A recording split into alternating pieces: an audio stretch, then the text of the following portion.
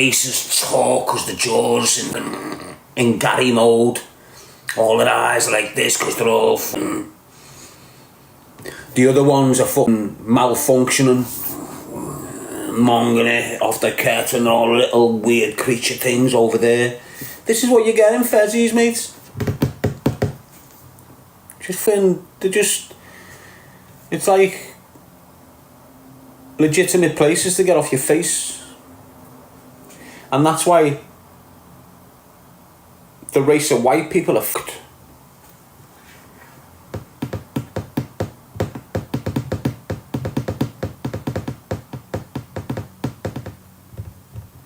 Everyone within the white community, it's alright to speak about the white community, isn't it? Not offending no one, am I? Why? We've got the Asian community, the black community. Why can't we have the white community? What's wrong with that? So why is everyone in the white community fucked on substances of some sort? Everyone. Doesn't matter what they're working as. Be a bank clerk, she's fucked on the wine. So why is everyone in the white community fucked on some sort of substance, whether it's drink, drugs, medication, whatever? Why is that? Margie makes saying, I'm not. You're not on medication, Margie? Not on meds, mate.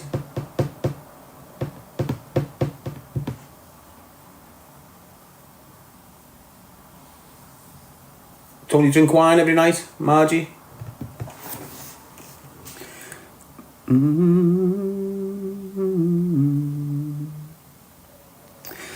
So you must be the only person in the whole fucking world that is straight-headed, mustn't you? No medication in your life. No drink in your life, no drugs in your life, no cigarettes in your life. Fucking great, innit? Good on you, girl. Yes, Anne-Marie, at least we've got a white woman that doesn't touch fucking nothing. Absolutely fantastic. She's right, Margie. Yes, Anne-Marie. Wishes. A little love. But you get what I'm saying, don't you? The white community's been getting battered for years off the government in all its forms, whether it's jobs, whether it's housing, whether it's education, medication, everything. The homegrown, born and bred have been the test case of everything. When they had the homegrown interests of the people that were born here at heart, the governments, everything was going in our favour. Everything. Everything, like, you were educated right, the morals that they were placing in you was right. What was the morals that was placed in us? Morals of Christ. What have they done since the 80s? Removed Christ from our lives on purpose. We'll try to. Yes, Anne-Marie, they try to, haven't they? A lot of people are turning back to Christ now because they feel lost. They feel like they've lost the purpose. And that was the whole point of them removing Christ. So you do get lost. So you don't know who you are. So you are easier to pull into a certain identity that you just want to identify yourself as someone or something. Without Christ, you've got no identity, basically, isn't it? You've got no purpose, you've got no path of life, you've got no guidance. Without Christ, you're being controlled, basically, and that's why they want to remove Christ from you. The whole reason they want to remove Christ from you, so they can take control of you. And that's what's happening with a lot of people now. They're controlled, aren't they? They're like robots, aren't they? They're like robots. Muslims are robots, aren't they? You know, the ones that practice Islam very deep, they're just robots. And that's not a hateful thing, that's fact. Years ago in the 80s and the 70s, Christians was robots. Christians were robots. Everyone up at 9 o'clock work. Everyone back at 5 o'clock. Everyone's lights off at 10 o'clock. That's what your nan was like in Liverpool. Your nan from the 60s and the 70s. That's what they were like. Robots. Religion. Church of a Sunday. All this sort of stuff. But as we go through the years, we end up into the 80s where drugs start kicking in from wherever. The drugs kick in, all of a sudden, people are losing the faith. Why? Because they're starting to see mad shit going. Why? Because addicts are running fucking scatty and wild. People are losing the faith because of the drugs and the shit that's impacting on our estates, mate. Honest. It's what it was, you know. In the 80s when they saturated our white communities with heroin. And at the same time, they saturated the black community with crack cocaine. And that's what's been the destruction since the 80s within our environments, within our communities and to our families. Drugs. Complete destruction of everything we believed in. Drugs has helped it speed it up. Think about most of the problems on your estates since the 80s. What's it been? Drugs. Look at all the notorious individuals shot dead in your city since the 80s. What have they been? Affiliated to drugs. Look at the majority of the kids that are getting shot dead on your streets. All of that is drugs. All of it. Every single murder that you witnessed since the 80s on the streets of Liverpool, every single one, unless it's a woman and a man doing DV, it's been drug dealers and drugs. And you're still not seeing it. You still, for some reason, you still think it's just part of life now. And the damage that comes from that behaviour is just part of life now. Yeah, we expect 2 or 3 people getting shot dead a year now, don't we? It's normal, isn't it? No, it's fucking not normal. It's not normal. But we tolerate it. We let it happen. It continues to happen. And while drug dealing and the violence that's come from it is continuing to happen in our cities, we've got rats running right through us. Setting up shop where they want, doing what they want, friends with everyone, but harming children. Half the start are supplying the fucking local drug dealers with the bobby, that's why they don't get moved out. You know, most of them dealers on Breck Road, well, let's look at, I won't name them, but you've had kids from 2017, 18, and I can remember previously when you go down to 2001, you know, you've got a Paki shop at the bottom of the street, Pakistani shop on Lower Breck Road, on the left. If you're going down, on the right, the same people have got the flats over there on the left that they bought off Miss Donnelly. They are fucking naughty, horrible fucking wrong'uns. And have been since we were kids, grooming young girls in the shop. The local drug dealers off Breck Road have been getting the heroin off them for as far as I can fucking remember. And they're still there, having young kids in the shop, but being let alone. Why? Because your gangsters off Tailmere Road and your gangsters off Breck Road get the brown off them when they run out. So when Big Silver runs out of Bobby, they'll go to Ali. Do you understand what I'm saying? And Ali will get them a corner of 10-10. That's why they get left alone.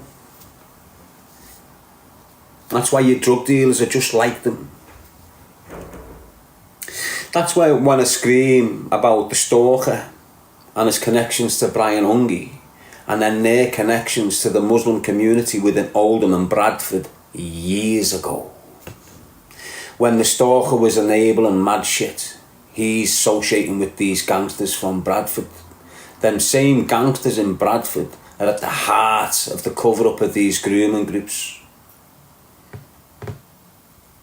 I'm not lying, large. Fucking, it is what it is. Scumbags all over the fucking gaff, and the drug dealers. I'm not turning a blind eye to that shit. Why? Because they're getting 10 off the fucking the nonce. Loads of them have participated in it as well, and I keep on screaming that. Loads of them have participated in it. You know, when they get a girl of 15, 16, these horrible cunts off Lodge Lane and Kensington and Tuebrook and Breck Road, it's where they all are for years.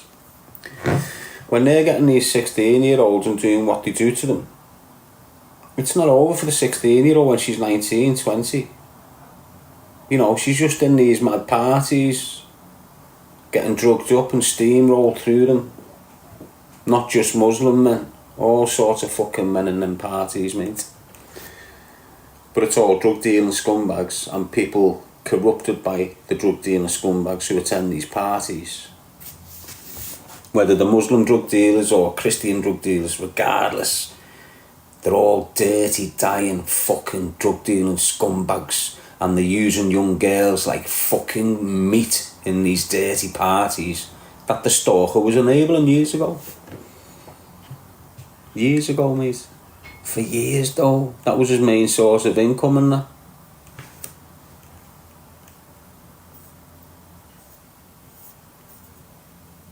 One gives a fuck. Why? Because it's the drug dealers off your estate. Everyone's shit scared of them. You know, in Liverpool, some drug dealers are held in very, very high regard. And it doesn't matter what they're doing behind closed doors to young girls. In the face of all them shithouse men, he's the Don. We don't care. He's the dude. And this is the way they look at it. Do you understand? It's horrible, mate. Just fucking scumbags, all of them. And all the violence you're witnessing on the streets, including these young girls, this young girl that's been stabbed recently, you can put that all down to the violence on the community that they're witnessing. You know, you've got kids on these estates, especially in summer times, when they're not in school. And they're seeing everything that happens on the estate, not just the after hours. You know, they're seeing the morning activity, they're seeing the feds chase people, they're seeing all this mad shit going, they're seeing cars crash into each other, jump out, shoot at each other, chopping each other up. They're in the shop on the estate just getting a few sweets and a lolly ice, and you've got a firm chasing another kid through the door trying to cut him. This is what your kids are fucking watching.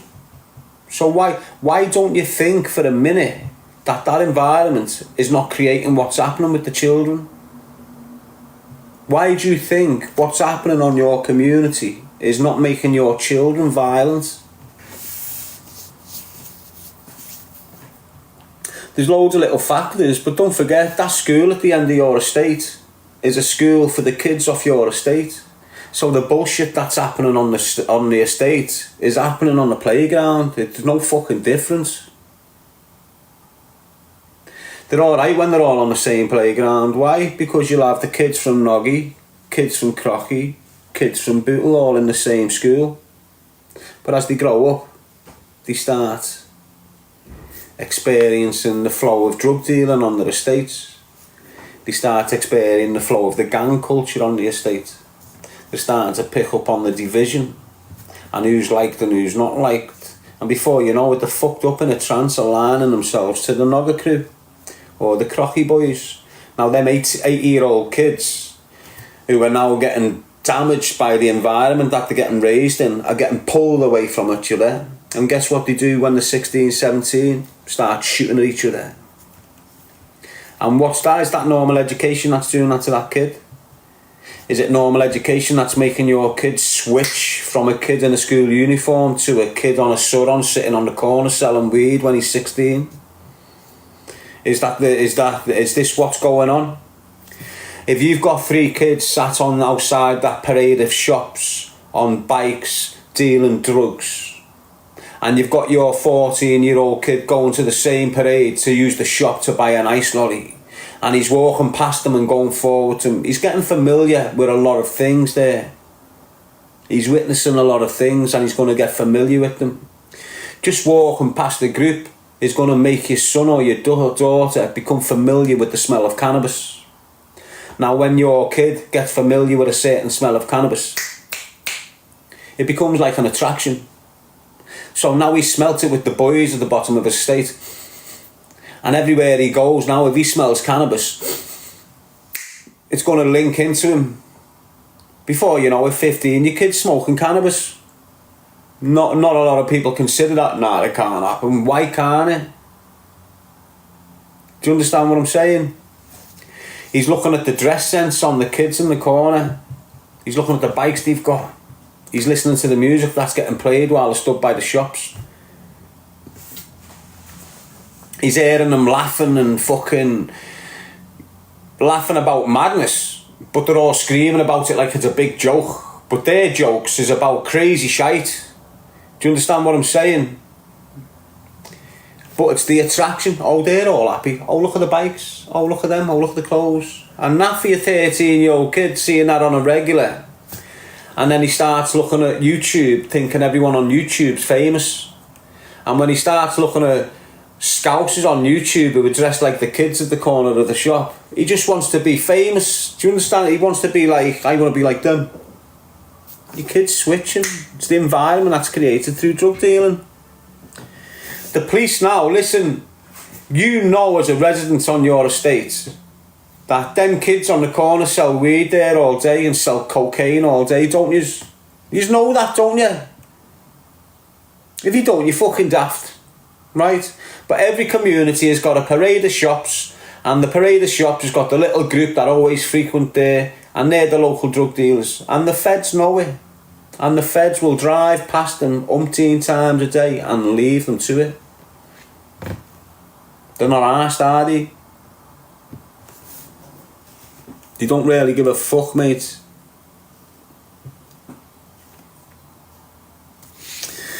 They only start kicking in when the violence starts showing its ugly head. And even then they don't kick in right. They leave it till there's a fatality and then they kick in. Instead of filling the void, the gap that they've created. So, for example, I keep on coming back to you, every 2 years, every 2 or 3 years, you'll get a new firm in the scene. But that new firm's being allowed to fill the gap that's being created by the feds taking this group out. And this is the way it is.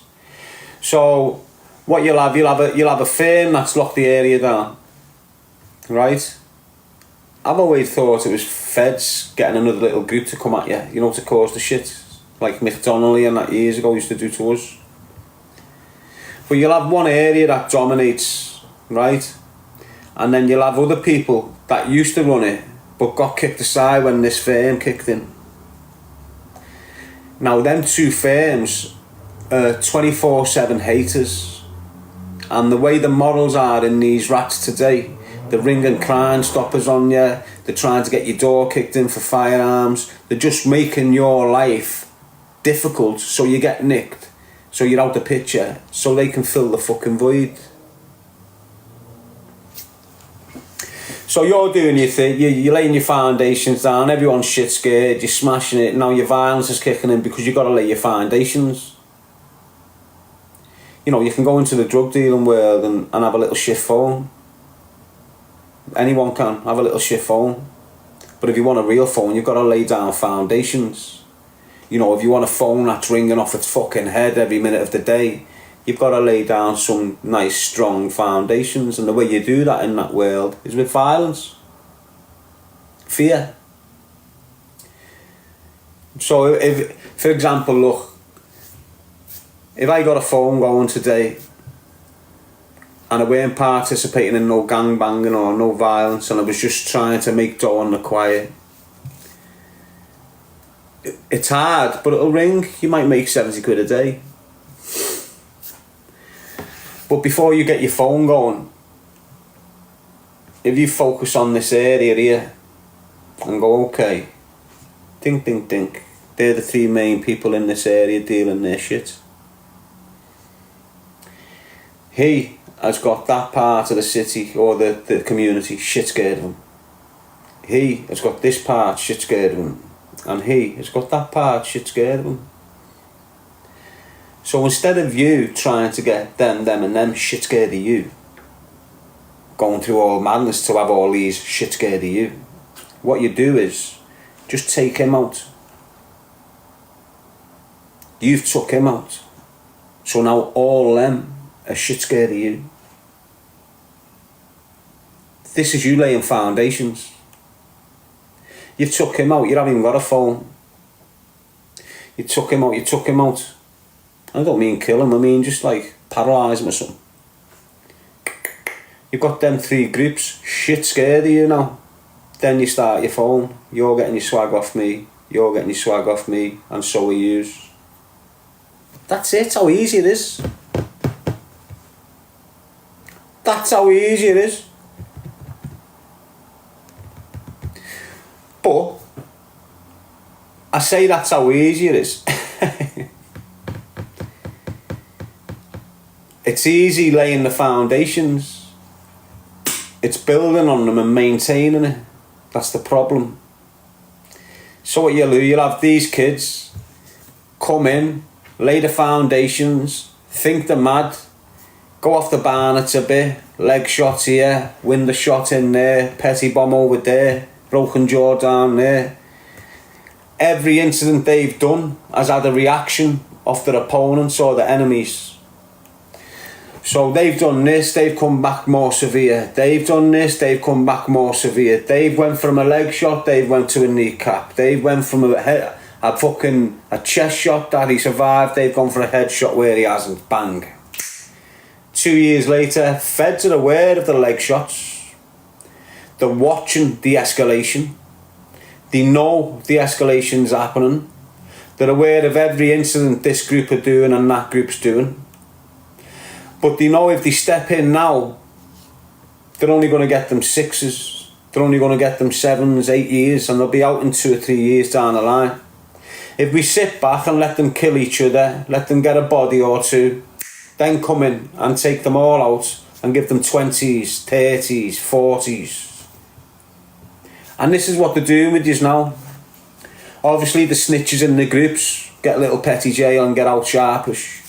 But the main men in the group, they get double figures and never see the light of the fucking day again. Honest. Yes, it's Friday, people. Choose a life, not a knife. We're always discussing the deep situations that exist within our communities on this platform. So if you're not ready for it, go somewhere else. Yeah, we can all be high vibrations all the time, and we are. Just because talking about a negative subject doesn't mean you're a negative individual. If you don't speak about the negative subjects, they'll never become positive, will they? They'll always remain negative. Some of us have got to do it. I'm one of them. Yes, Melissa Mason. John is saying it's educational.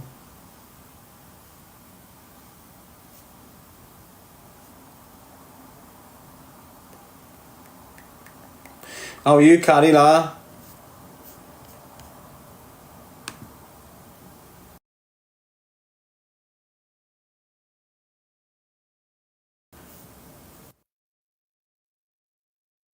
Was lower power mode.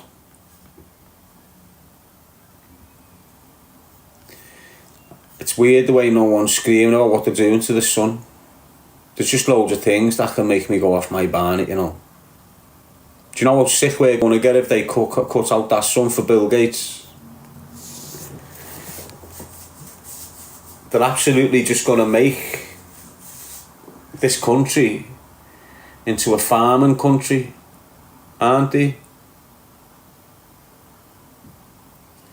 In the sense of they're just farming human beings. They're not farming food no more. They're trying their hardest to cut all that shit out. They're just farming human beings, aren't they? There's only one reason why millions of men have entered this country. It's to have sex with our women. And when they've had that and impregnated our women, the children that come out of our women are not white.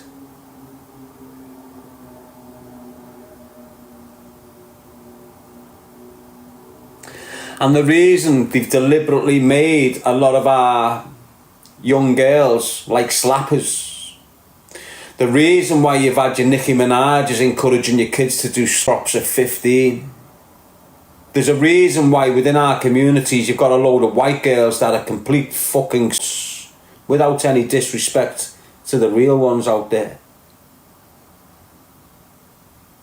Because it's them women that are going to fall in love with them immigrants. Why? Because the local men are not going fucking near them because they know exactly how dirty they are. The immigrants will treat them like gold. Why? Because she's a gold ticket. Why? Because she's white.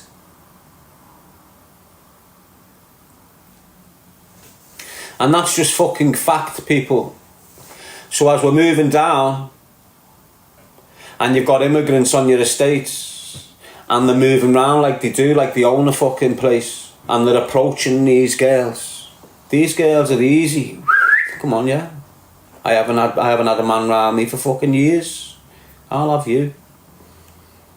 That's where it goes. Sleep with them, breed with them, bam, bam, bam, bam, bam, bam, bam. And it's happened to the black community and the white community. More the white community.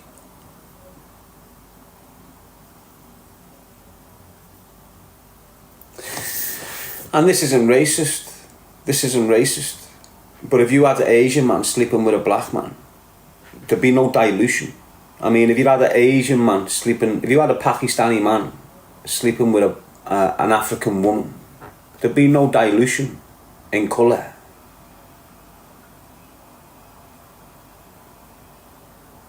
Do you understand what I'm saying? There's only one group of people that have not got dark colour, and that's us. Every other group of people right round the world are dark in colour. Our group of people, the white people, aren't. So if we sleep with a black person or an Asian person, well then we're diluting our race. We're diluting our colour into a darker colour. Into a European colour. And this is what the Europeans want. They want the mixed race face of Europe. And that's what they're doing. They're not just doing that, they're doing all sorts of mad shit going on as distractions. And it's very hard to pinpoint what the real agenda is. And they can use religion as distractions and they can use all this other bullshit. But just think about the very fact that they're shipping red-blooded males into this country, all of colour. Our country and Ireland are predominantly white people.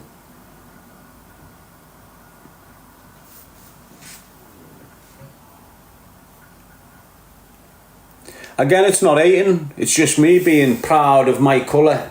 Doesn't mean I'm hating you because you're Asian, doesn't mean I'm hating you because you're black. It's me just being proud of being a white man. And I'm looking at our people thinking, we're under attack here. And we're not under attack by the black people. We're not under attack by the Asian people.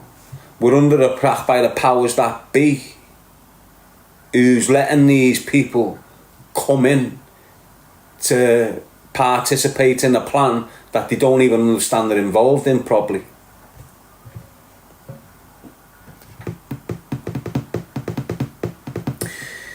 Wish is saying, but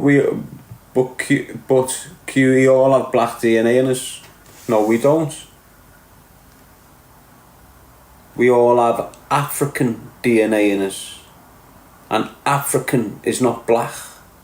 Or or white. It's either. Do you understand what I'm saying? So we've all got the African DNA in us, but it doesn't necessarily mean it's black African DNA. Why? Because there's white Africans, and have been from the start of fucking time. So yeah, you are right.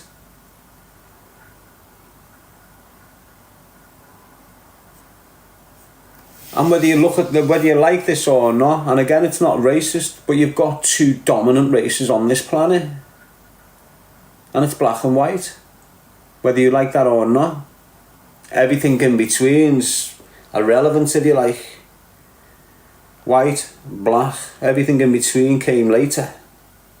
Do you understand what I'm saying?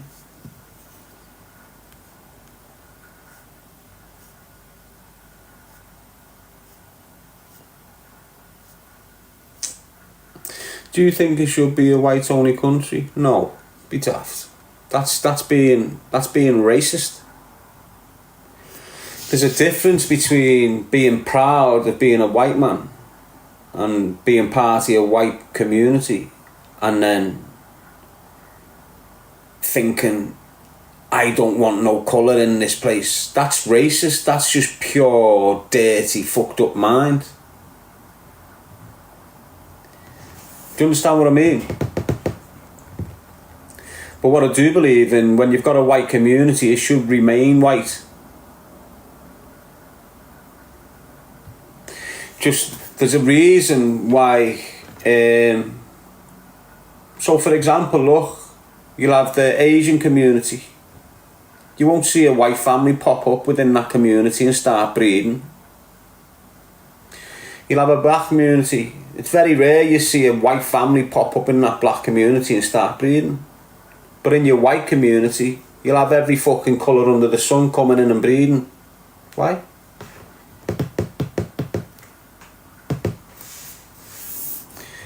Because this is what happened, isn't it?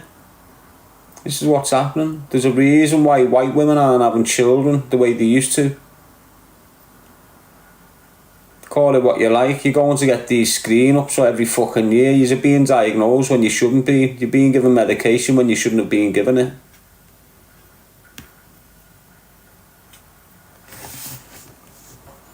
Yes, Sharon. Shell. Oh, I thought it was one or the other. It's only 1%. Oh, I don't even mean. Got through just saying, hey, Tommy Robinson. I'm not unlike Tommy Robinson. Why? Because I'm not a shithouse. That's why, mate. If I've got to do something, I'll do it myself. I won't encourage thousands of young lads to get put in prison. You've got lads sitting in prison now for 11 years because they were riled up by what he was screaming. He's right in what he's saying about these grooming gangs. Don't get your shit in a twist. But the way he's led them men into brick walls umpteen times in the last few years has drained them, put them at risk, lost the fucking impetus.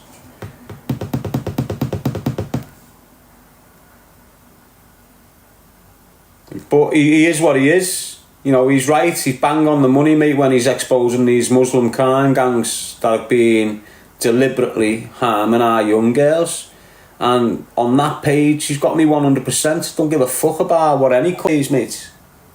If you've got a man that's being persecuted for protecting our kids, he needs protecting by the men who's got kids. And I'm one of them men. And what he's done with regards to Telford and other fucking places that he's exposed has been paramount in what we're speaking about on a daily fucking basis now. If it weren't for people like him and others, he's not the only one, but he's the one getting the recognition. He's the one that gets the hate for it. Him and others, if it weren't for them, it'd be covered up and no one would be speaking about it. No one would be in the news. No victims would be getting thought about. It'd all be washed under the carpet. You'd still have all politicians who've just been exposed in the last 3 years, still in power, still making decisions for them nonsense in the Muslim community, backing them to cover their dirty little past up. And this is what will go on forever. But thanks to Tommy Robinson, you know, he's alerted what the fuck's been happening. He brought it to the forefront, and it's fucking, you can't deny what he's producing is truthful. It's fact. We've got witness accounts after witness accounts after witness accounts up and down the country in over 50 fucking cities. They're calling them towns. It's been happening in cities, not just the towns. It's been happening in Newcastle city centre, Manchester city centre, Liverpool city centre. All the city centres, it's been happening in the little dirty phone shops.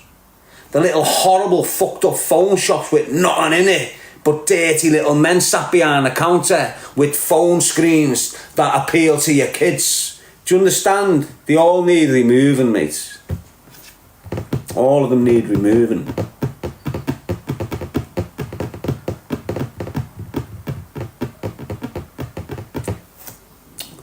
Just go and buy loads of fucking dogs, mate. Just go and get loads of dogs, let them piss and shit all over the place. Walk in the shop and let them piss and shit everywhere on a daily basis. Let them know that you're onto them. Just because you haven't caught them in the fucking act. Let them know.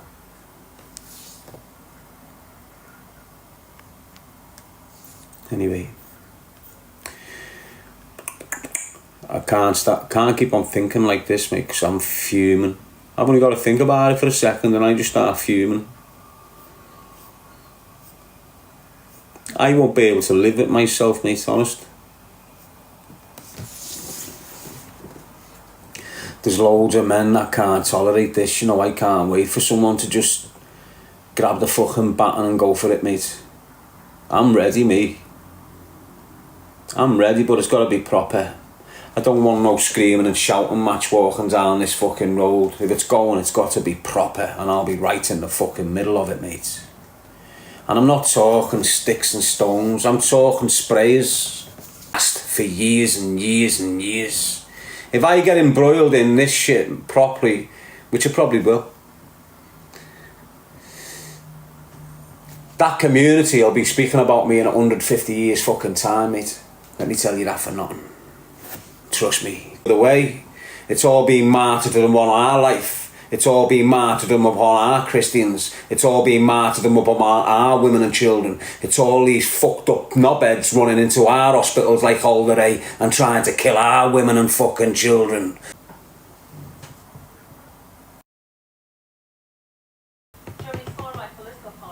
People are saying oil. Before oil was fire.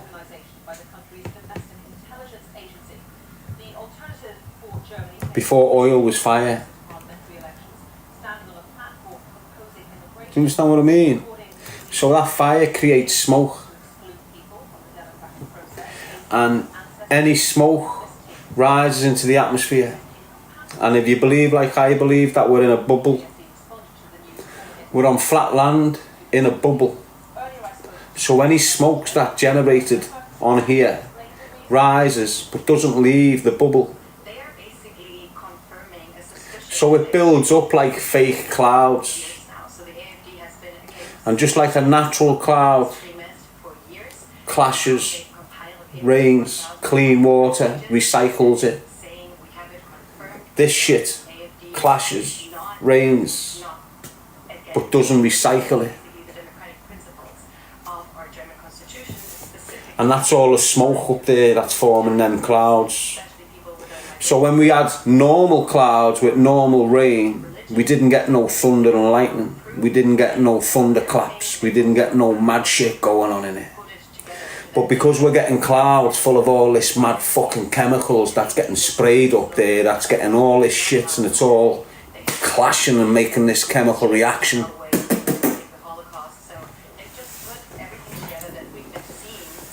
And that's why we've got the shit water that's flooded civilizations since fire started, and the good water that won't mix with the shit water. We've got God's ocean and we've got man-made ocean.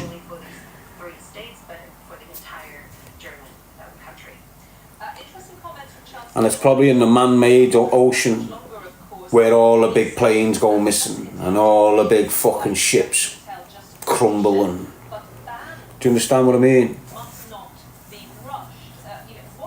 Sue Jenkins, very interesting. It mightn't be true.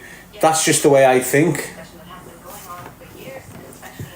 Makes more sense to me when you're looking at what's happening with the water and that. Because water's rising. Why? Who's creating new water? How do you create water? I just explained. Through clouds. If them clouds are dirty, it's creating dirty water. The rain in it.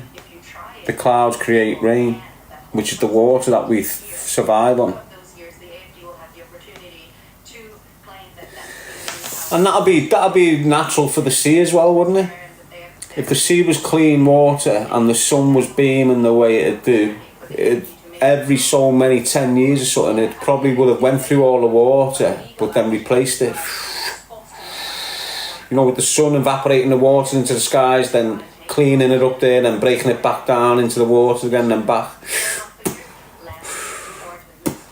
You know, like over the years. But it can't do that with the shit water, can it? So what's happening with the shit water is the car fumes, the cigarettes, the vapes, the fires, all them combustible engines that put up all this dirty smoke and all this shit. They create clouds, but the sun's not able to pick it up. So when they're creating clouds, crashing it, dirty water's landing, but the sun's not able to pick it up and recycle it and drop it again. So every time we're getting rain now, it's just dirty rain. You know, off all the smoke and all the pollution. If you look at things, you know, the more you look at this, the way the government are explaining it's just bullshit. You know, this, what do they call it?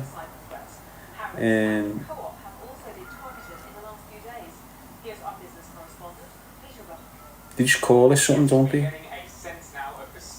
My foundation agrees with that. Climate, that's it, the climate. Now think about it, right? If you can put yourself... So look, can you imagine a cat's eye? You know when a cat's eye goes long this way? Or you know when you've got a cat's eye and the cat's eye's got it's like a line, isn't it? Turn that cat's eye round, right? Where the line's this way. And to me, that's what the Earth's like. It's like a globe, and within the globe, you've got a plane of land. Right? We're in the top half of it. You call it the firmament, innit? But in reality, we're a globe, and we just can't see the other half because it's all underwater. Do you understand what I mean? So we're like an eye.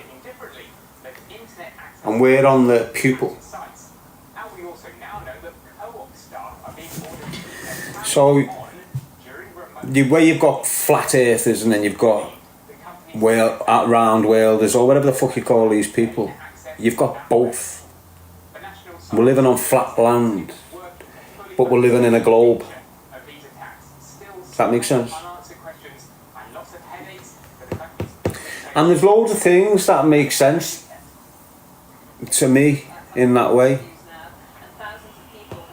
You know, like all of a sudden we've had Elon Musk, in the sense that when we were growing up we had one attempt to get to the moon, one rocket. It was a big fucking occasion. Ronald Reagan, yeah, we'll call this after Afghanistan. That's what he said about the first fucking rocket to the moon or something. So they've done that. And then we never seen another one. And then all of a sudden, we've got some kid that's come from nowhere who can make what they're telling us are spaceships. Now we believe the spaceships because we're seeing people getting it. That's the only reason why we believe the spaceships. We see humans getting into these spacecrafts. Isn't it? But I believe they're rockets, missile-type rockets, trying to break through the firmament. And that's why you've had, over the last 3 or 4 years, 100 attempts at it. Whereas before that, we had one attempt to get into the moon. Now they're saying they're trying to get to the moon. with all these rockets that are hitting mad speeds, doing mad fucking... But they're hitting something and failing. You can see it, can't you? You know, it's like they're hitting something going along the side because it's still got power. You can see it in some things. Like if you've got a pool ball on a table and you smack it down the line and it'll go, won't it? Same sort of thing. So it's like they're trying to break out the firmament because they know if they don't break out, they're fucked. Now when you see all these space expositions and all this is them knowing what's happening, trying to work out how the fuck to get out of here. So when you've got these billionaires talking about Mars, they're trying to get there because they know this planet's going to burn. Why is it going to burn? It's getting roasting hot. Why is it getting roasting hot? Because we're in a bubble. And all these hot smokes that are coming out of engines, and all these hot smokes that are getting set in barbecues, fires and all this shit, it remains hot in the atmosphere. Do you understand what I mean?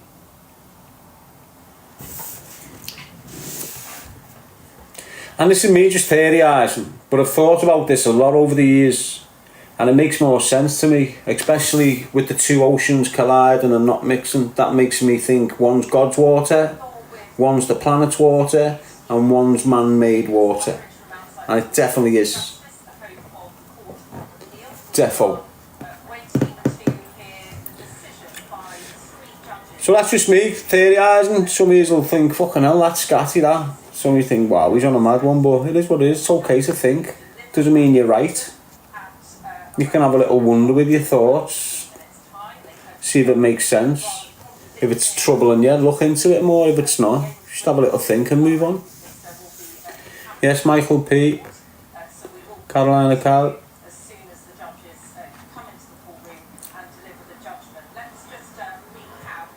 But we're definitely on a flat earth.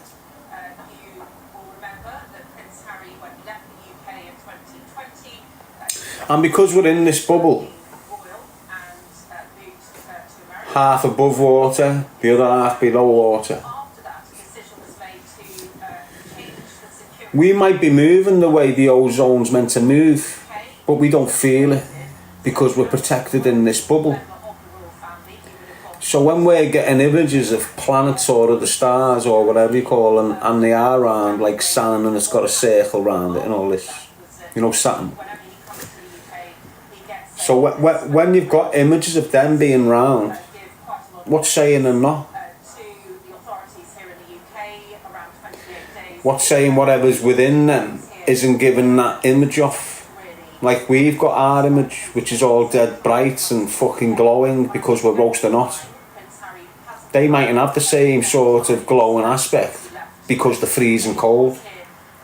The way we should probably fucking be. Do you understand what I'm saying?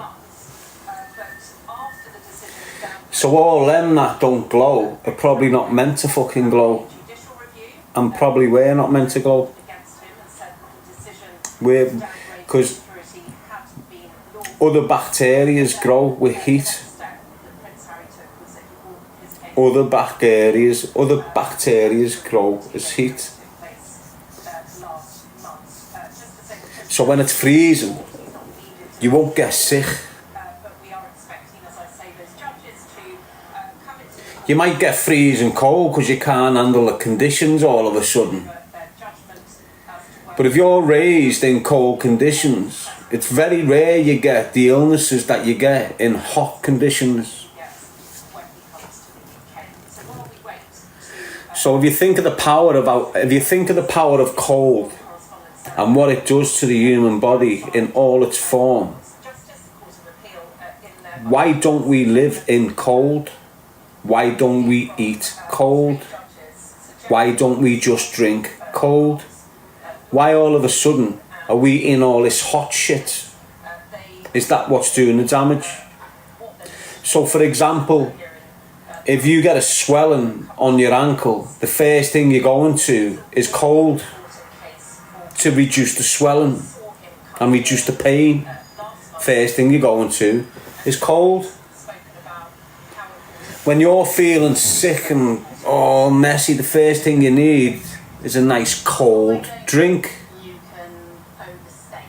When you've had an horrendous training camp to repair you better, to make your veins and your muscles and everything repair dead fast, you get an ice cold bath.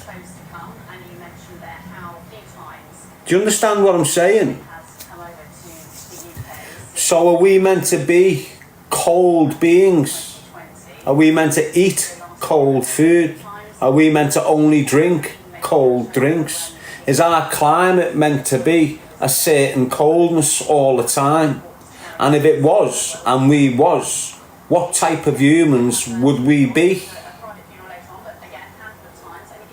Would we be growing faster?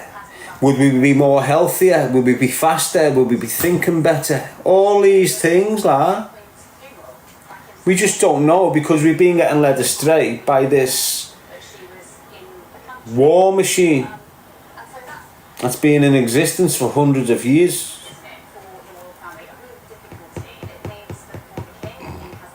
Initially, we're born to be slaves.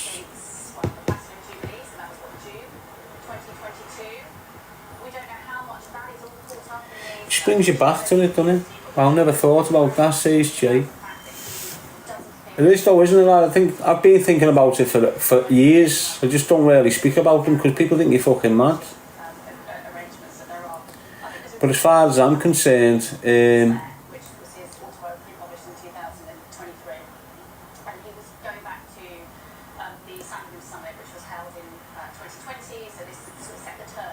ice and the cold stuff is very important to the body, isn't it? Very important, mate. And we can, like when I was a kid, I could go out, you know, in the winter with a t-shirt and shorts on and not bat a fucking eyelid. Not bat an eyelid. But I reckon once your body gets something in natural placed on it, it then loses a bit of its protection from it. That makes sense?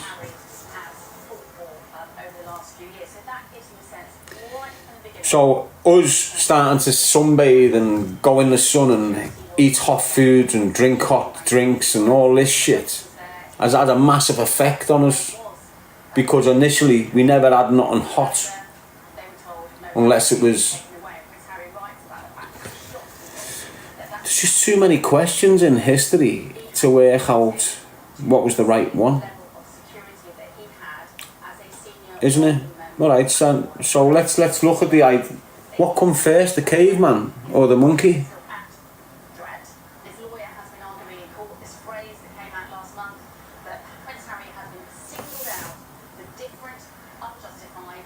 Charmer saying our history is a lie. Yeah, well, you can't. This is what I'm saying. If our history was right, if it was written right, if it was true, if it was honest, we'd know where the creation of life stems from. No one does. Why? Because the history is wrong.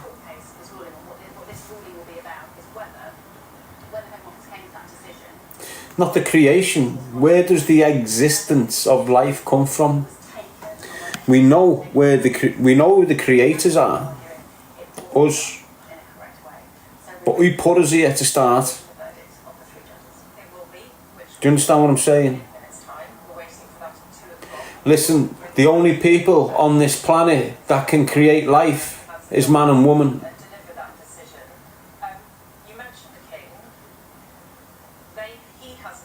And it doesn't matter what species you're in. The only people that can create life in them species is man and woman. That doesn't answer the question of who creates life. We know we create life on planet, but who put us on planet? Where's the answer to that?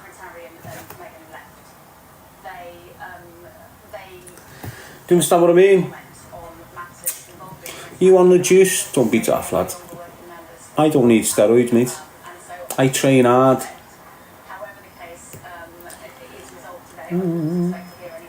Got loads of theories, yes, Stacey Rose, but no one can tell you. No religious book can tell you. No scientist or professor can tell you. Or they don't want to tell you. And if they don't, that's the biggest secret of life. That's the biggest secret of life. It's existence. Where's it from? The creator can't say he's ever. Who's the creator?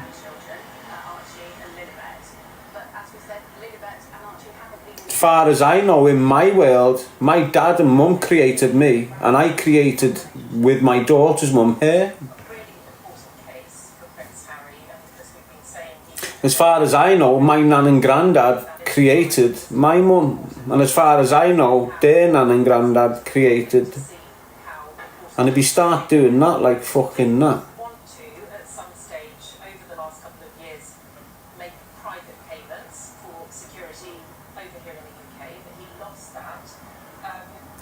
if you start doing that, what I've just done, it's mad. So look,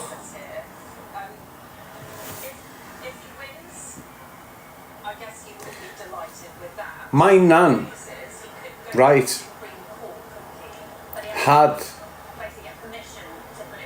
6 kids, and them 6 kids went on to have more kids, and then that's us, and then we've gone on to have kids.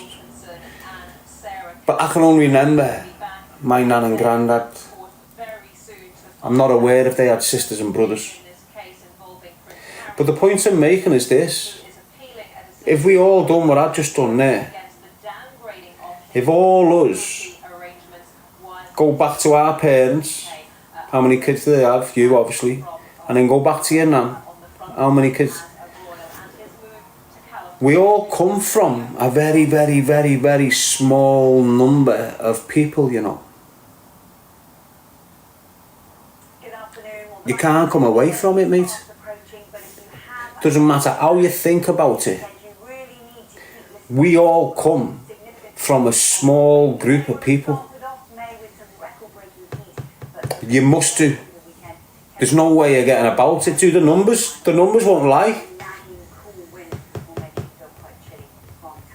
That's mad, that, you know, when you think about that like that. That's proper mad when you think about shit like that. So we must all be the same bloodline. If you like that or fucking not. If you go back through the,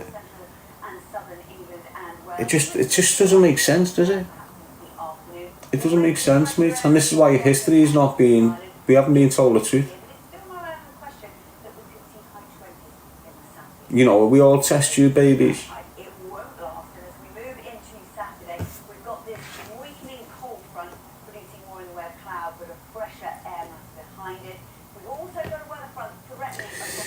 If the first mum and the first dad was created in a laboratory, we're all test tube babies, aren't we? Where was the first mum and where was the first dad created? That's the question, isn't it? Now we've got loads of versions, haven't we? Adam and Eve. Mary had a miracle baby.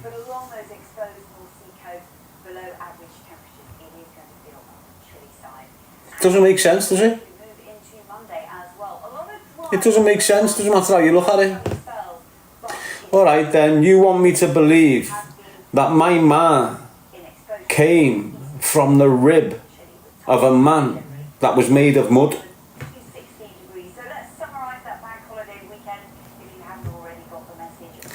That's what Islam wants to teach you. Eve came from the rib of Adam. And Adam was made up of clay. And this is the mad shit that doesn't make sense to me at all. None of it. The Christian version or the Islamic version, none of it makes sense to me at all. Not in the slightest. And it's no fucking way. No way. Do you understand what I mean? What's your thoughts on where we come from? That's what I'm trying to establish, mate. I know where I come from. I know who created me. Me mum. And I know who created me mum. Me nan. Me granddad. And I don't know who created them because I can't remember that far back. Like many of yous can't. Can you? So again, how the fuck? Inspiring short films from the BBC. Watch now or Helen saying animals. All's Gucci saying we evolved. What from, lad? From monkeys? Okay then. Even if we stemmed from monkeys, right? Even if we came from monkeys,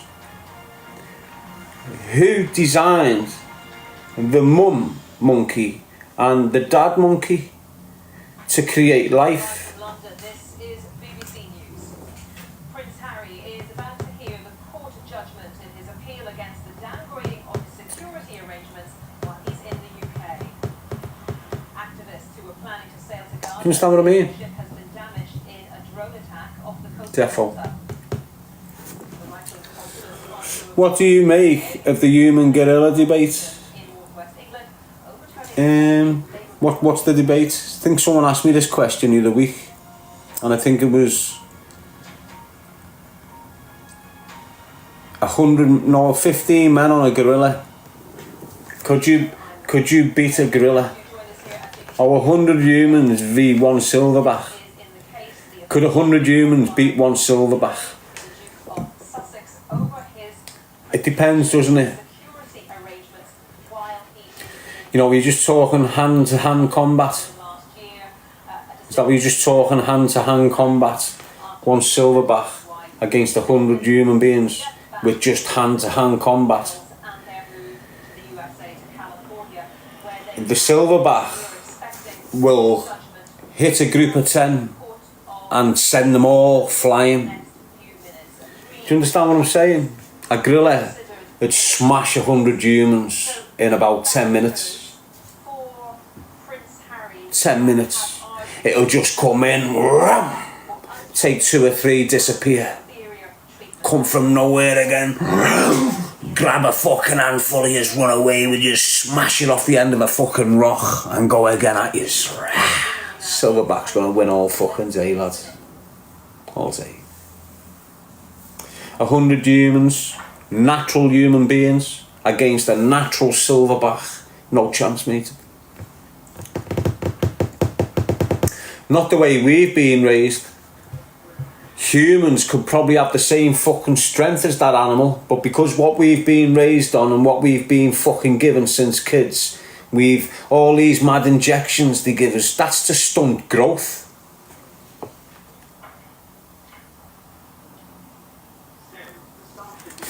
You know, we think they're all to fucking stop us from getting diseases and all this. It's all to stunt growth.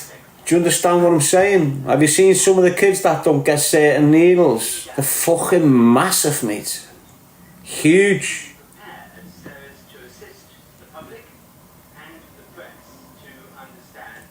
We haven't been climbing trees since we were born to build the strength. Good point, all's Gucci. We aren't to be a lot more, says Charmer. I feel like 100 is too much surrounding him. 100 men surrounding him. He'll jump over them. He'll fucking run over them like he's a fucking truck. If you had 100 abusing steroid people just dead heavy and strong, then you might have a little competition.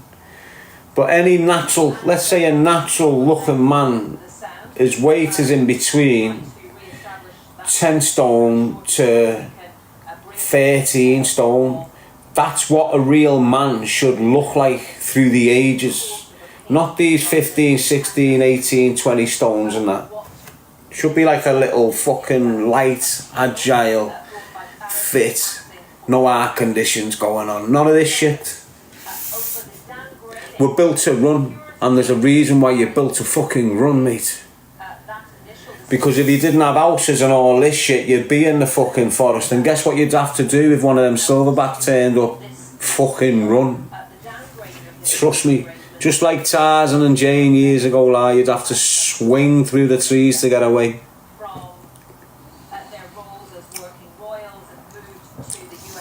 Triller, hear about that thing in Kirby, lad, was horrible. I have done it, yeah. Just like I heard about the young Ava. I'm not in the city, am I? The so-called scousers who want to kill me, the drug dealing scumbags, makes it impossible to me to just walk around free in the city and deliver my message and get into the minds of some of these kids and influence some of these teenagers to not get caught up in what the dad got caught up in. Because this is what you're looking at. You're looking at bullshit that's created by adults on these estates, and children are having to fucking fend for themselves when it comes to the crunch. What do I mean by that? Because if that drug dealing family starts a problem with this dad over here, it's ongoing. And these kids growing up in these houses are listening to dad and mum hate on them neighbours. So when these kids are coming out the door and they're seeing the neighbours' kids, the kids establishing that hateful feeling towards that kid already. A few snarls, a few little looks, and you've had a little fight. Kids these days, they can't handle criticism. They can't handle name calling. They can't handle insults about mothers and brothers and shit like this. So if this young kid has got a crackhead for a fucking mother, and that drug dealing kid over there is ripping the shit out of this young lad's crackhead mum, this little kid's next level. Why?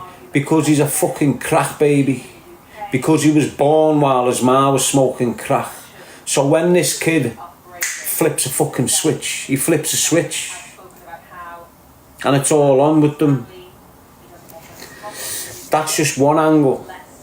That's just one dynamic when it's coming to knife crime. But it's one of the most important ones. Why? Because it's in-house, it's on community. You can address it if you fucking want to. Your kid's not establishing this mindset in the middle of town watching a fucking film.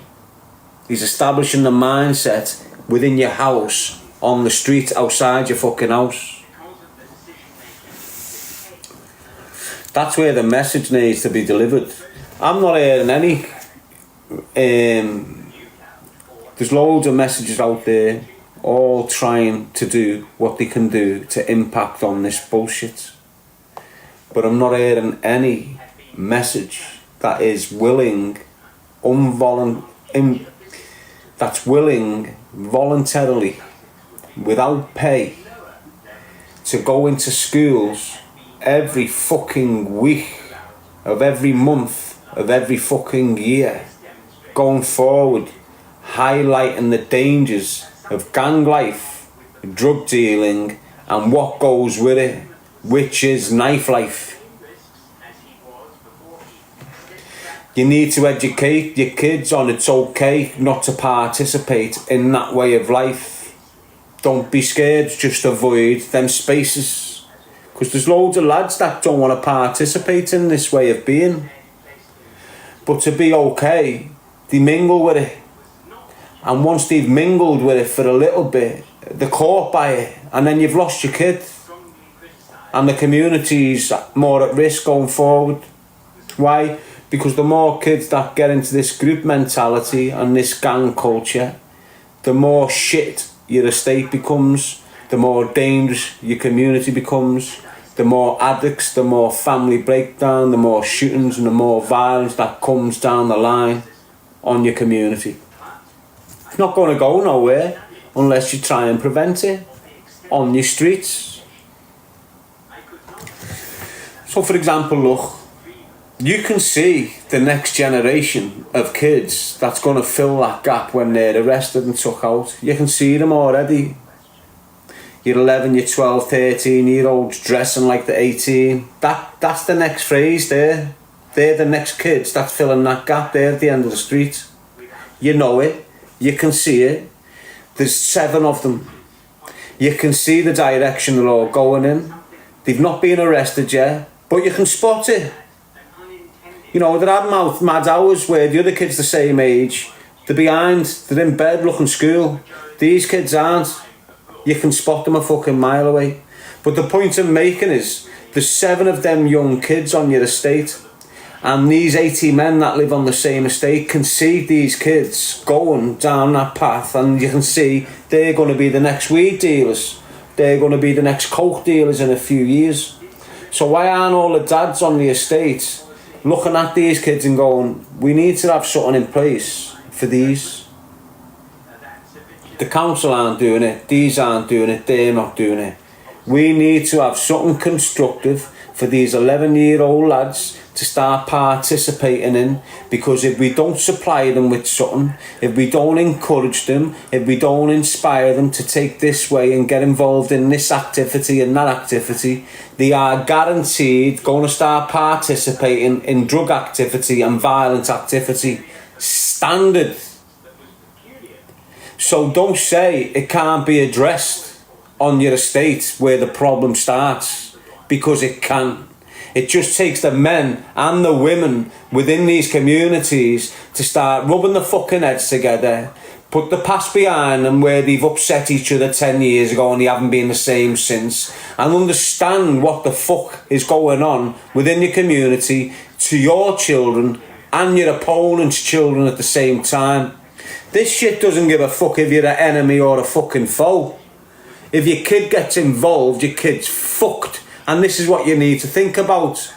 If your kids get involved and start walking in the steps of them gangs at the bottom of your streets and outside your local shops, they're fucked. Look what's happening with the generations of the kids that stood outside your shops in Crocky. Baby. Look what's happened, what's in Dovecots, on the parade of shops in Dovecots. What's happened to the majority of them kids that hang around outside there over the generations? They all end up in jail. Some are dead, some have got addictions, some are cut. Do you understand what I'm saying? Why are you going to let your kids start hanging on that fucking corner when you know how many people have been damaged off that life from that corner? Keep your kid away from the fucking corner. It's hard, you can't just keep them in the room. Well, get off your fucking ass and do some activities with them. Why? Because you getting off your ass until your kid's 19 or 20 and doing shit with them is going to prevent you having a horrendous fucking life with your kid in and out of jail till he's 40. That's if he doesn't get shot dead. And what goes with the jail? Drug addictions, trauma, personality dysfunctions, all that, character alterations. This is what happens to your kid as soon as he goes into prison. The character and the personality in your son, you love him for it. When he goes into jail, goes through that mad traumatic experience and comes out the other side, completely different personality, completely different way of speaking, completely different way of looking at everything. Completely. And it's very, very fucking difficult to get your son back on ball when he's gone off ball. And that's what it's about at the end of the day. Keeping your kids on the ball and not letting them come off it. Because if they come off it, they start passing with dickheads. And that's it, mate, they're in a fucking mess. They lose the ball and lose the fucking game. Do you understand what I'm saying? Paulie's saying I was educated wrong in jail. live principally overseas. We're all educated wrong. Doesn't matter what environment you're in. Judgment with which my colleagues, Lord Justices Bean and Edis, agreed was Anything you're taught's wrong. would be dismissed. Why? Because you should be learning it. Concludes this afternoon's hearing. You should be learning it. And we all go through the learning process. But as we're going through the learning process, we're taught a lot of bullshit which alters the learning process for us. Does that make sense? So every one of us here should be on this lifelong learning process. And it should be a natural learning process. Do you understand what I mean? But we're getting taught all the shit that we should be learning on a natural process. So because we're not getting the process of the natural one, we're losing the substance of everything. Right down to the little things, I believe, as well. You know, right down to the little things. So for example, look, you know, years and years and years ago when I was a kid, I got a toothache and it was painful, mate. And it was and the pain took me right up there, you know, fucking horrible. And my ma and my nana wouldn't give me no painkillers for it, so I've just had to deal with it. Got through it. The pain went away. I never got a toothache for years. Until years and years later, when I was in prison, got one more, dealt with it the same way, and I haven't had a toothache since. I've had little numbings, but not on, oh, I need to go to the dentist, or I need painkillers. Now, what happened there was, the point I'm making there is, I went through a natural process of beating the pain, and because I went through that natural process of beating the pain doesn't bother me. I don't get the pain no more. Now, if I would have come off the ball and took the unnatural process to deal with the pain, i.e. painkillers, paracetamol tablets, I wouldn't have went through the process of defeating the pain naturally, which makes my substance non-existent. So everything you're being taught is removing the natural process of what you're going to learn anyway in your life. That makes sense? But it's the process that's valuable. It's the process that's valuable. And when you're taught, you're skipping processes.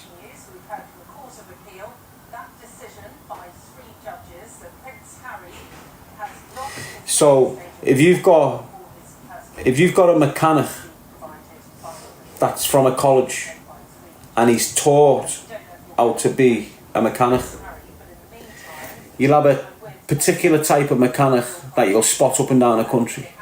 Alright? He hasn't really gone through the process of failure. Yeah, he might have been told you need to put this together and got a screw wrong, and they call that failure. But then he can just look at the textbook and go, oh, I'll do it again and get it right. This isn't failure. If you're learning on the job, you've got a mechanic taught in the college, and then you've got a mechanic taught by learning under the fucking engine. Now this mechanic under the engine will fail multiple fucking times, and he won't have a book to refer to. He'll have to go back and get back on it till he gets past the failure. Now that's process. And that process there is what will make, at the end of the fucking day, this mechanic 100 times more knowledgeable, 100 times better at his job than that one will ever be. Why? Because he's taught, and this is natural. And everything, whether you like it or fucking not, comes from the natural. Before you had that textbook, everything was natural. before you had that qualification to be a fucking window cleaner, guess what? You'd naturally just become a window cleaner and go through all the bullshit. When you became a mechanic because your granddad was and your dad was, that was a natural. So all your textbooks, when it comes from training, say exercise training, what they're teaching you to do, they got from a natural person. Does that make sense?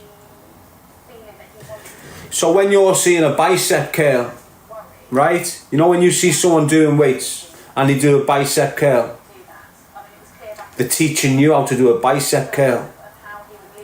Someone developed that naturally. And because they were thinking naturally, they came out with some exciting new exercise, which was the bicep curl. If you're not thinking naturally and you're being taught particular ways of doing things, your mind's not inventing stuff itself. Do you understand what I mean? So the most of my gym knowledge, right, has been picked up in the gym environment, not from textbook. You know, the textbook shit came later on in life. The majority of what I've known and what I've experienced and picked up from the gymnasium environment, I've watched people deadlift, seen what he's doing, and then copied him deadlifting. I haven't read it on a book and seen an image and told me the position. I've just looked at him and went, give us a go with that. Seen him on the bench, give me a go with that. Seen him doing single arm dumbbell curls, give me a go with that. Let me have a try of that. Let me experience this. Let me learn this. Do you understand what I'm saying? I'm not reading a book and standing there with an instructor and going, now keep your elbows in and keep it up like this. Do you understand? I'm not being instructed. I'm looking with my eyes at something going on over there and going, I'm going to try that here. And then I'm learning it myself. I'm learning it myself. I'm looking over there, but no one's telling me. So that's the same as me walking down the street, falling on my arse and not being able to get back up. Why? Because my instructor's not there. That makes sense? No. Say you walk down the street and you fall over, you will learn to deal with the pain. You'll learn to fix yourself up, get yourself back on your feet, have a look around, feel the shame, learn to deal with the shame, and then just get back off again. If you've been taught how to get up off the fucking floor, when you end up on the floor, you're not going to be able to deal with shit. Why? Because the instructor's not there to tell you get off the floor, and this is how you get off the floor. And you know what's a good way of noticing what I'm saying is people of religion, regardless if it's Christianity or regardless if it's Islam. When these people get into difficulties, natural difficulties, they're referring to the book for guidance. Do you understand what I'm saying? They're going for the book for guidance, what to do in this situation. That's natural. It should be natural to you to handle this. But because you're being taught about life, because you're being taught about the way life should be and the way you should be and the way it should be, you're now referring to your books when you're coming into things that happen in natural life. You can't handle the shit. You turn into your teachings, you turn into your scriptures to tell you how to deal with this situation. Whether it's a woman being unfaithful on you, or whether it's a business deal that's gone wrong. Instead of knowing this shit yourself, you go into your teaching books, your instructions. And this is what's wrong. There's no real innovations coming because no one's going through the natural processes of thinking by themselves. They're being taught every step of the fucking way. Anyway, choose a life, not a knife. Jesus said to go within. Everything is within. Everything is within.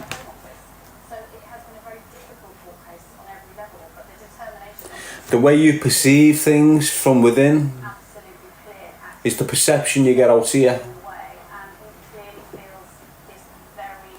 It's like when you've got one of them screen things on your wall, okay? And you put the cartridge in the machine and then the image comes on the wall. It's what you put in here projects there. What you've got in here will project there. Your level of perception will project in front of you. So you're right, everything is within. Yes, Lady Lynn. Eyes of London. You always believed in God. I've always believed in a creator who used to be called God. But as time's gone on, mates, I believe any man can be a God. Yes, Louis D. Any man can reach that godlike status. Any man. You can't, I believe the creation of life is a consciousness. That's where I'm going with it. Because nothing can tell me where we stem from. I know my mum and dad created me, and I know their mum and dad created them. But beyond that, what created the human existence? And there's no answers. And the only thing other than that is the perception of it. The consciousness, Christ. And that's, without Christ, there's no perception.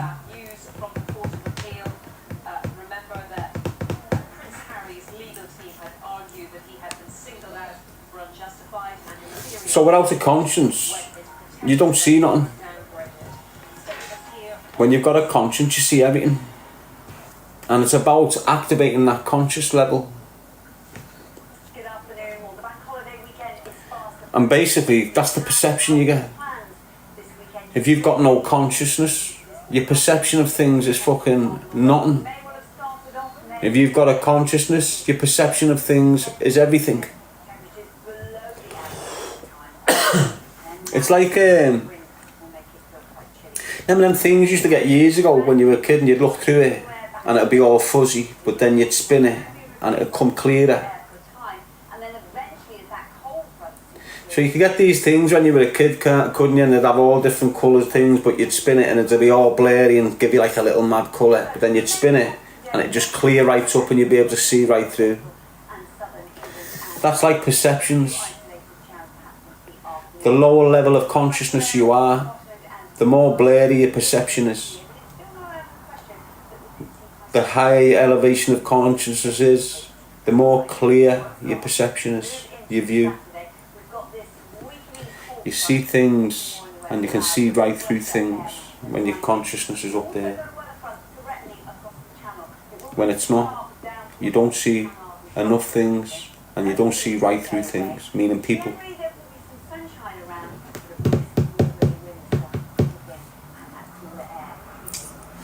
Yes, Fruzy, yeah, I remember them. That's what it's like.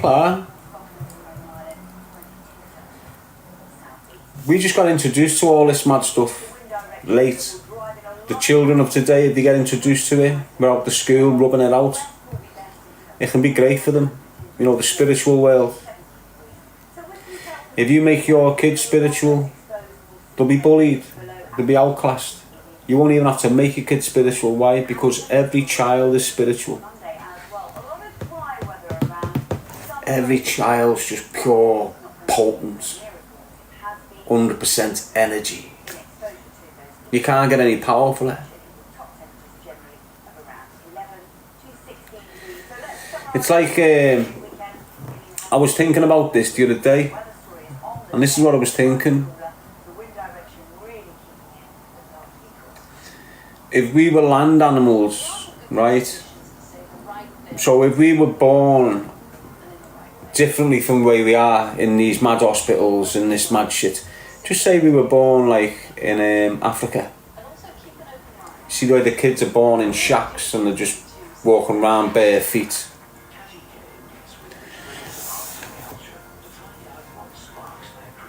What I'm trying to get at, if you fed your kids solids from the get-go,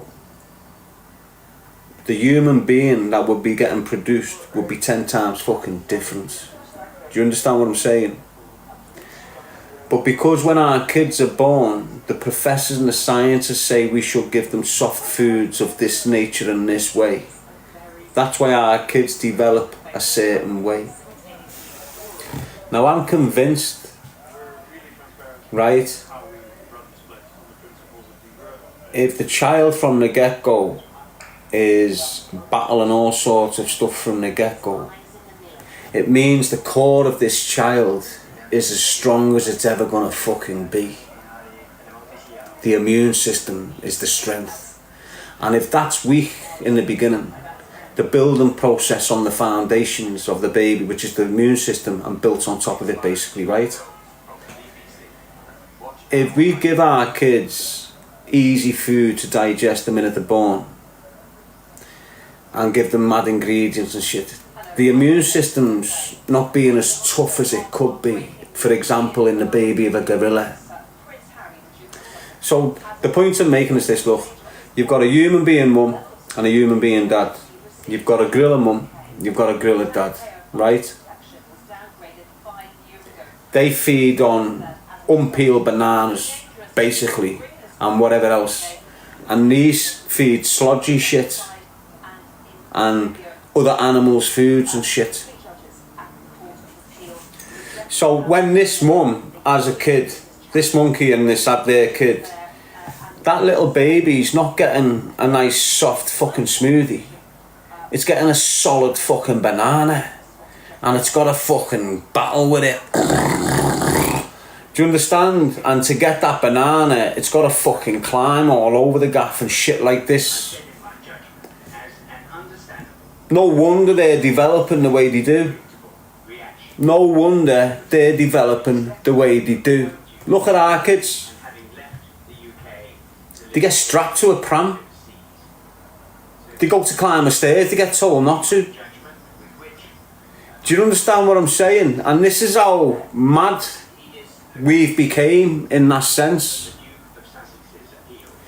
If our children were given solid foods from the fucking get-go, I'm convinced they would develop 10 times bigger and fucking stronger than what they are today. That's the point I'm making, basically. You're not allowed to give your baby fucking tuna when she's 1. Why? You shouldn't let your baby eat a banana when she's under 1. Fucking why? You tell me fucking why. Because of the potassium. What does the potassium do to this little baby? Does it make them big and strong? Is that why gorillas eat bananas from the get-go and they develop mad strengths?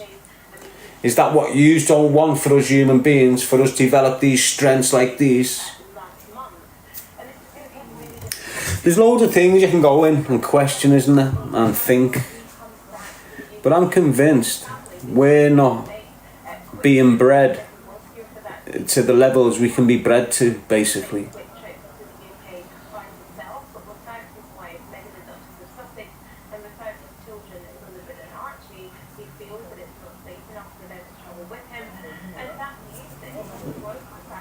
Do you understand what I mean?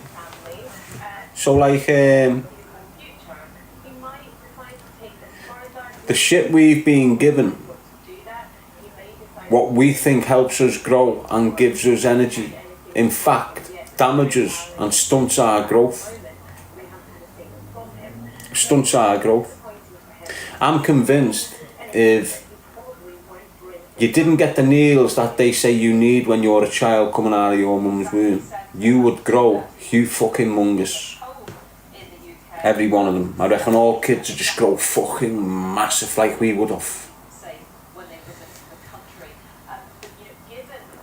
Because it's got to come. Yeah, it must do. That's the only way. I don't know. We can just think all fucking madness, but I'm convinced, mate. I'm convinced. We're giants, us, you know. We're giants on this land. We just don't fucking understand it for some reason.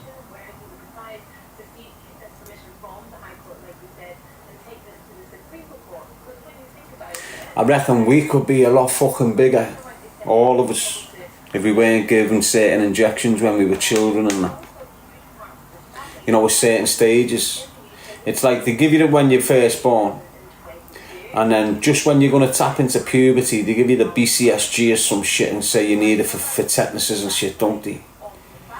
So if you think about the timeline where they're giving you these fucking things, it's at the pivotal moments as a man, isn't it? You know, when puberty and that hormone sprouting and shit like this, they're coming in and giving you fucking needles at school and that. Do you believe giants existed? Yes, definitely. And they're going to come back, mate. We're already here, you know.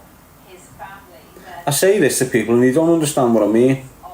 Alright, so let me just explain this to you.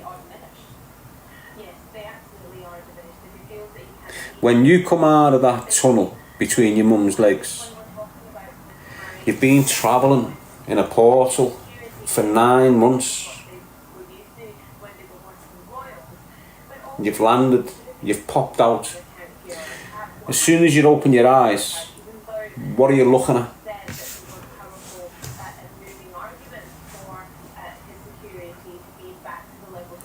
As soon as you open your eyes, what are you seeing?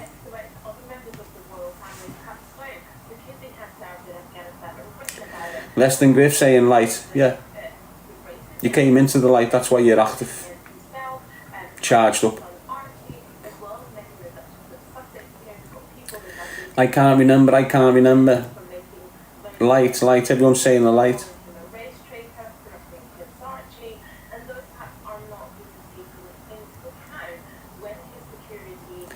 When you open your eyes, the first person you're looking at is a couple of giants. Fucking huge they are. And they're called your mum and dad. You're looking at all these fucking big, massive people. And they're massive until you get to a certain age and then you start growing and become one of them. But they're fucking huge, aren't they? The giants, aren't they?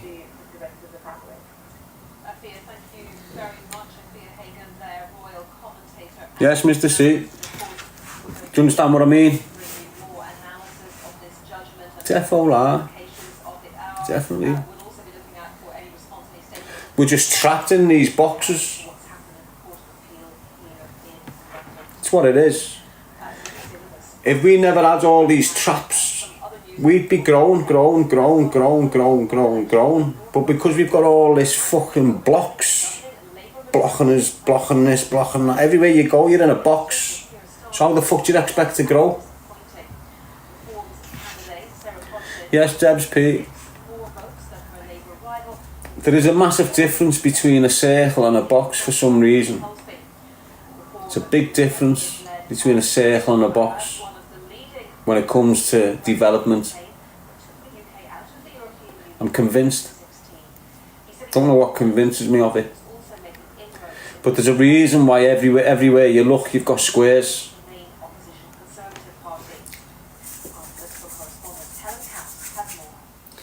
Close your eyes for a minute. Open them and tell me how many squares you've got in front of you. Said this the other day, people laughed, but it's like these squares are like things hanging in front of you. You know, like square.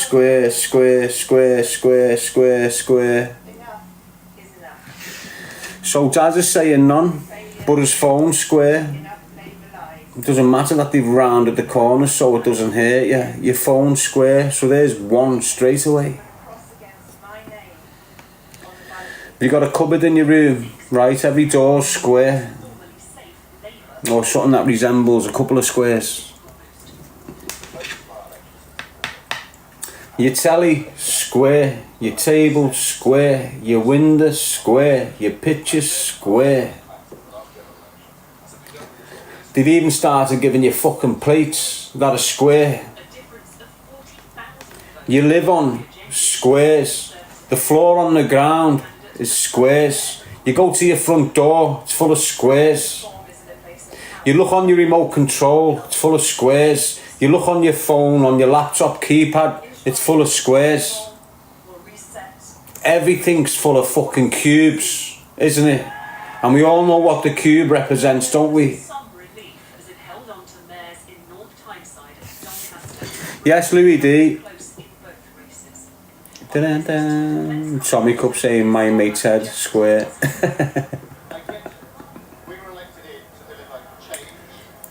But these are things that no one even considers. No one even considers like these colours and these shapes.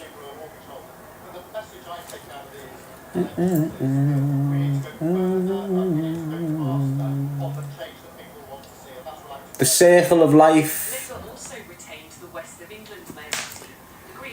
The circle of life, mate. So why are we living in fucking in squares, mate?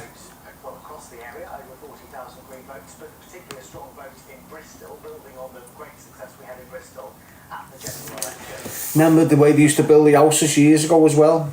In circles.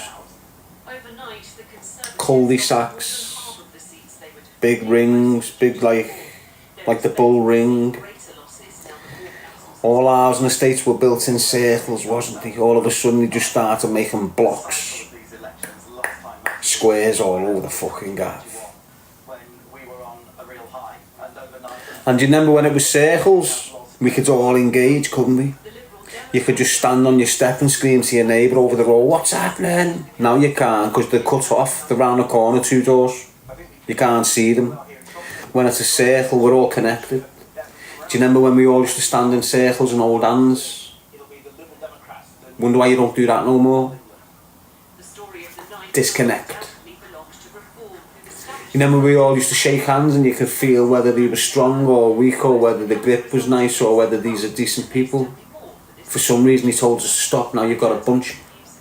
No transfer of energy. Detached. Don't give a fuck what you are or who you are. When you shake someone's hand, you can connect.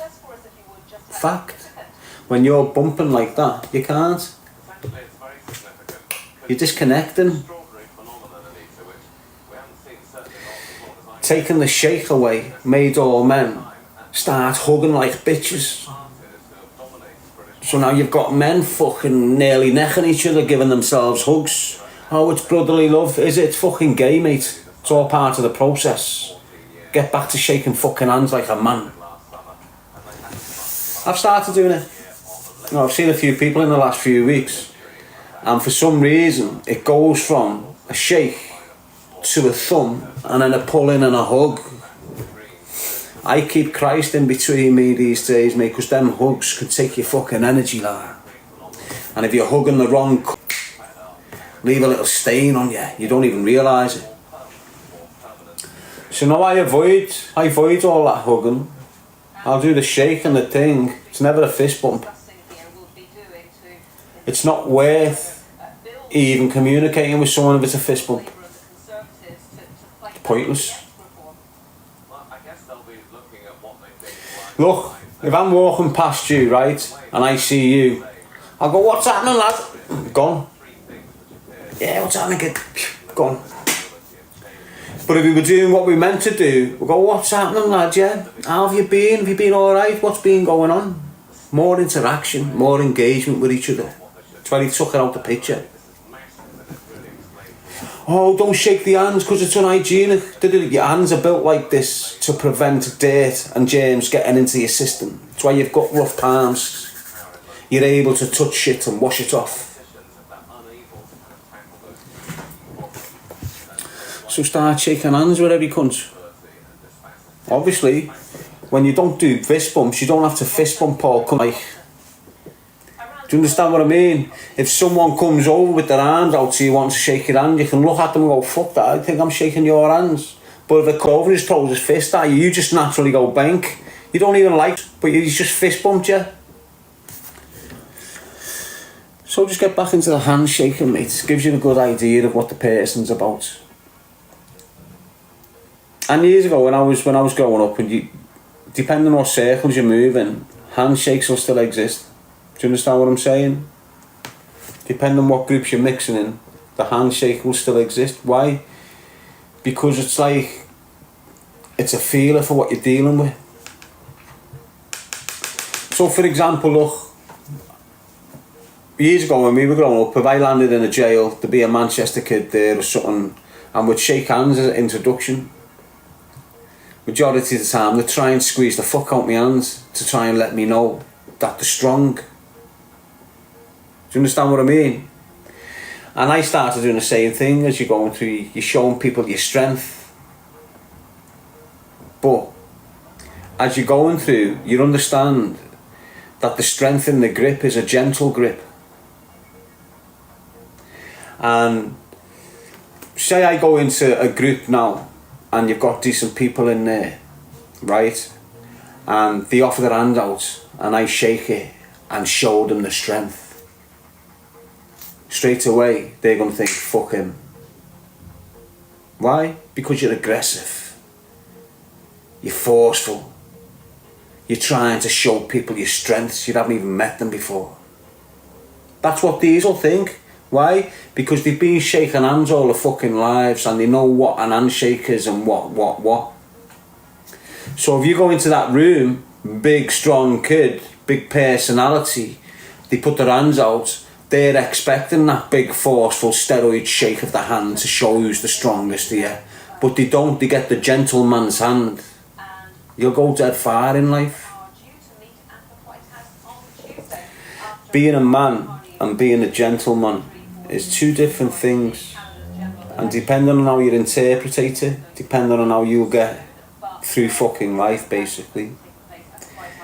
You've got the toxic man and you've got the gentleman.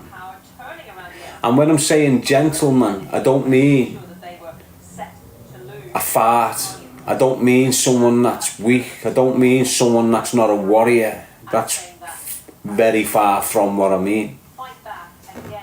A gentleman is one who's considerate, one who protects, one who saves.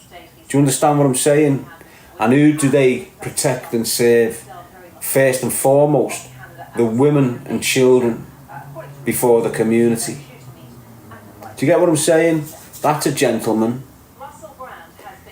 Opening a door, picking your daughter up at 9 o'clock regardless of where the fuck she is, she's getting picked up. Why? Because you're a gentleman and you want to protect her. You're not a man who wants to raise a man, but it's a girl. Do you understand what I'm saying? Only gentlemen can raise feminine women, in my eyes. You can't get a misogynic, aggressive, egotistic, materialistic dickhead who can raise a decent girl. Why? Because he'll have her raised like a fucking aggressive.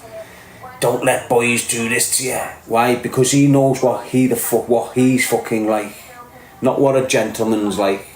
So when he's raising his little daughter, he's being a mad, protective fucking way, which is ruining his daughter, making his daughter aggressive, making his daughter like a misogynist female type person. Do you understand? It happens. Young boys need to understand just how precious their mothers are.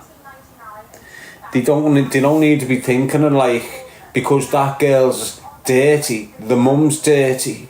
And this is what you've got a lot of dickheads trying to put into your young boys' minds.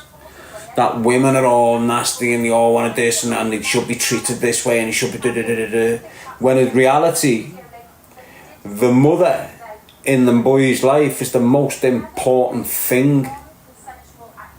The nurturing, the loving, the kindness, that aspect of the upbringing is more important than the aggressive, controlling fucking dad.